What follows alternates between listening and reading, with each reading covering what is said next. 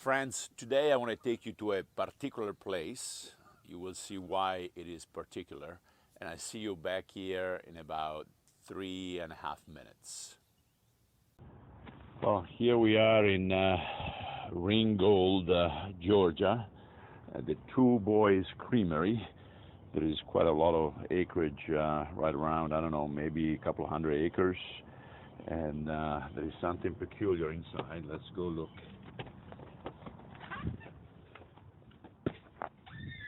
This is quite interesting. We have refrigerators containing meats, prepackaged with all the labels right here, and so you know what you want.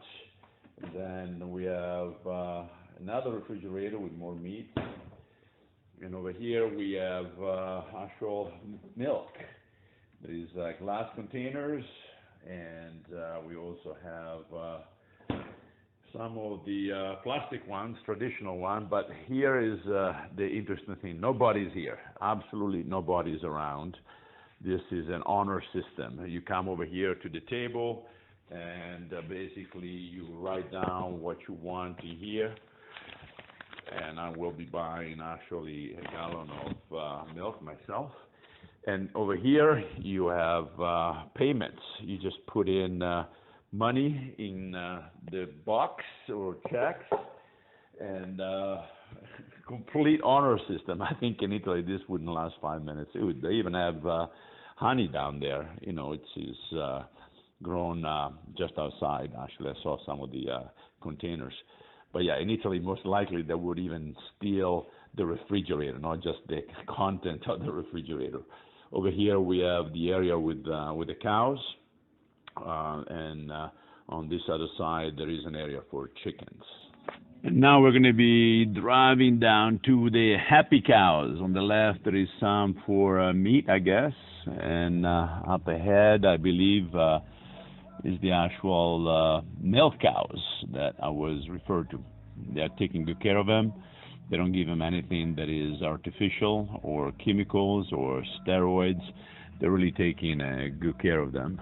So let's see if they're truly happy or not. There they are, kind of hanging out. Yeah, there's just a few of them. Let's see. Well, yeah, there's only, what is it, 1, 2, 3, 4, 5, 6 of them in here hanging out. They seem to be happy, chewing away. They look healthy.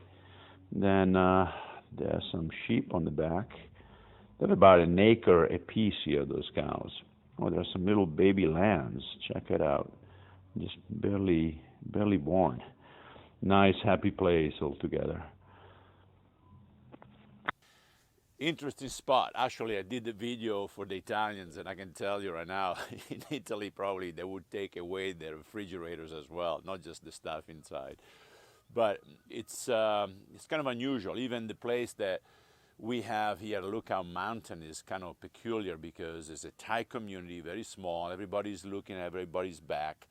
We don't lock the houses. We don't have concerns with the cars. We leave the keys inside of the cars.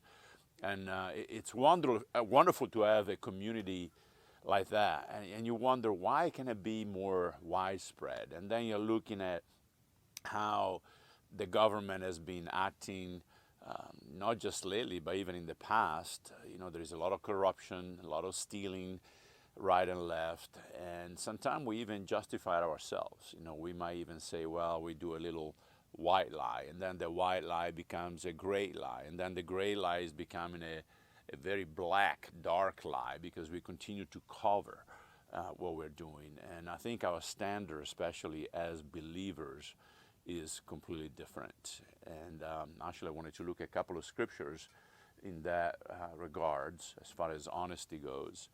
One is in Acts.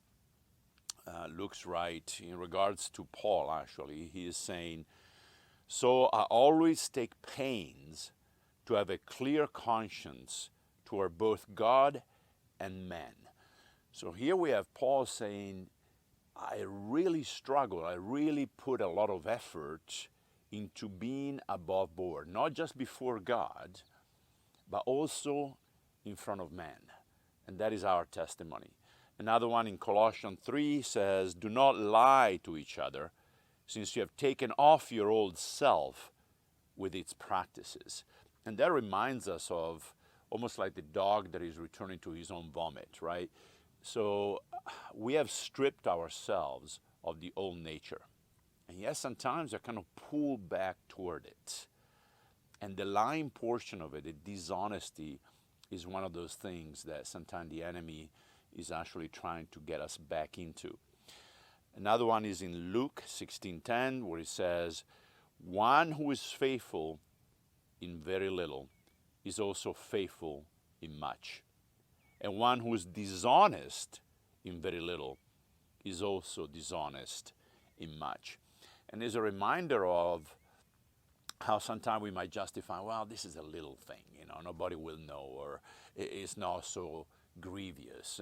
And what Luke is telling us, it's a matter of behavior, right? We are character of habits. So if you have a habit of developing something like this for little, most likely when you have the opportunity of going way out there with something bigger, you will actually end up going in that direction.